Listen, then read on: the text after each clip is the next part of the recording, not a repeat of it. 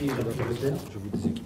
Alors, on a encore quelques minutes, là, je pense, pour poser des questions alors, à tous les intervenants. Là, si vous avez une question générale ou une question particulière à poser, allez-y. Ils sont encore là pour vous répondre. Il y a beaucoup d'informations, beaucoup d'expérience. Moi j'aurais peut-être une petite question qui peut être grande derrière, à poser d'abord à David Bassetti, parce qu'on a beaucoup parlé de stratégie ce soir. Et lui, il a parlé de stratégie d'opportunité. Alors, cet opportunisme, est-ce que ça rentre dans une stratégie? Comment est-ce que vous définissez un peu votre approche? Parce que la stratégie, c'est pas l'opportunisme, a priori. Oui, donc je pense qu'il ne faut pas forcément les opposer, puisque bon, j'ai pris les deux pour opposer un peu stratégie et opportunisme, mais je pense qu'effectivement, de toute façon, dans la vie, on ne maîtrise pas tout. Donc il faut aussi être humble par rapport à ce qui arrive dans une entreprise. On ne peut pas toujours savoir exactement ce qui va se passer, on n'est pas des devins.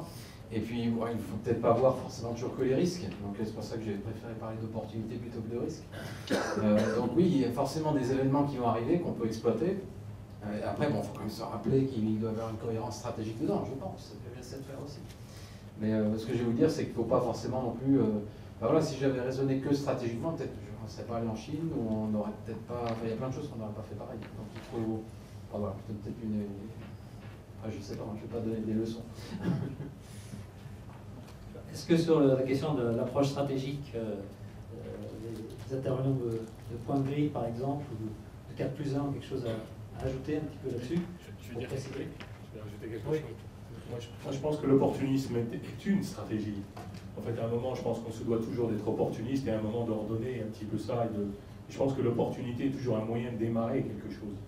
Je pense que sinon, on ne découvrirait pas des choses tous les jours, peut-être pour vous en Chine, et ainsi de suite. Donc je pense que l'opportunisme est toujours un moyen de départ et à un moment, la stratégie est peut-être une façon d'ordonner ça. Après, c'est de la sémantique. Hein. Mais je pense que tout business démarre à partir d'une opportunité. Hein, et c'est l'opportunité après qu'on va se dire, on va se poser la question, bon, est-ce que je peux dupliquer ça? Est-ce que je peux photocopier ça d'une autre façon? Et ainsi de suite. Donc la stratégie consiste à ordonner un opportunisme. C'est bien dit. Intéressante approche, effectivement. Je ne sais pas si tu connais le 4+1. Globalement, on est tous bien d'accord. Oui.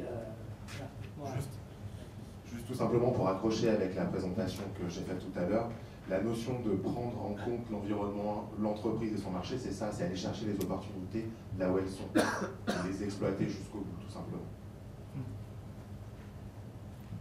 Ok, merci. On ne reviendra pas sur les outils CRM, on était très enfoncés dans la technique, mais je pense qu'effectivement, ces outils-là, ils se conçoivent au service d'une stratégie, quelque part.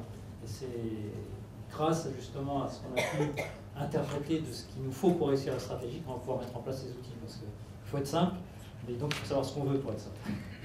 Bien, on ne va pas poursuivre plus longtemps les questions ici. Je vais passer le micro à notre président et on continuera la discussion dont on fait tout à l'heure. Merci. Bien, je crois qu'on arrive à la fin de la première partie de notre soirée. Je t'équipe. Voilà. Je vais être équipé. Je vais être équipé. Merci. Donc, avant de passer à la deuxième partie un peu plus conviviale, qui va vous donner l'opportunité d'échanger, notamment avec les présentateurs, je voudrais d'abord vous remercier d'être venus en nombre ce soir et remercier également donc, nos présentateurs pour leur message et leur témoignage. Et donc, n'hésitez pas, dans la partie qui va suivre, à les aborder et à discuter avec eux des points qui vous intéressent plus particulièrement. Je voudrais en profiter aussi pour remercier donc, ceux qui nous soutiennent tout au long de l'année. D'abord Orange Labs qui accueille nos réunions depuis 2010. Bon, j'ai remercié les personnes qui sont présentes ici. Alors, si vous regardez bien, vous verrez que certains ont des badges bleus, d'autres des badges jaunes. Donc, les badges bleus, ce sont les adhérents et les badges jaunes, les futurs adhérents. Ceux qui ne le sont pas encore, mais qui vont pas tarder à le devenir. Je voudrais remercier également les collectivités, les organismes qui nous soutiennent, le Conseil général de l'Isère, la métro, le Grésivaudan, les villes de Grenoble, Mélan, Montbonneau, et également le cluster Edit avec la région Rhône-Alpes et le CIC qui nous soutient financièrement en sponsorisant ces rencontres. Donc on vous a remis des petits questionnaires, donc je vous remercie de bien vouloir les remplir parce que c'est très important pour nous pour essayer d'améliorer au fur et à mesure des rencontres, à améliorer à la fois l'organisation et le contenu. Nos deux prochains rendez-vous.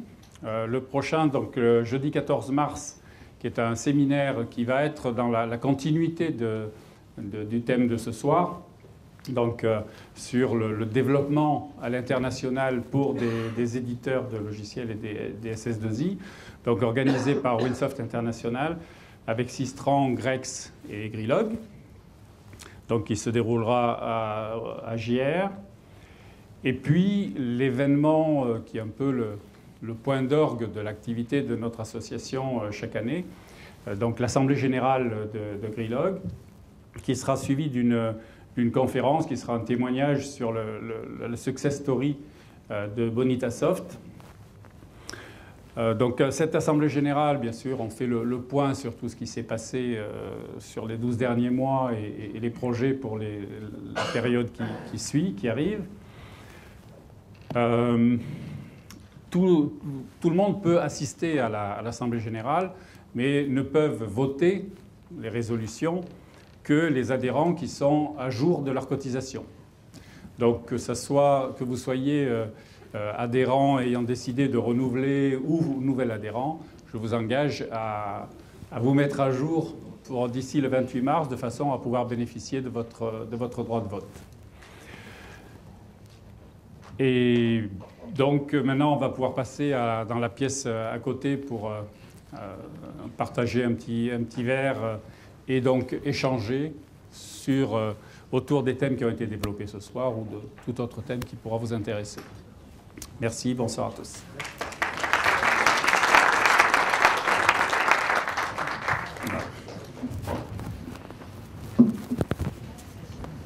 Serge, tu veux peut-être rappeler que c'est diffusé? J'ai oublié de le faire. Bon, peut-être pas le temps.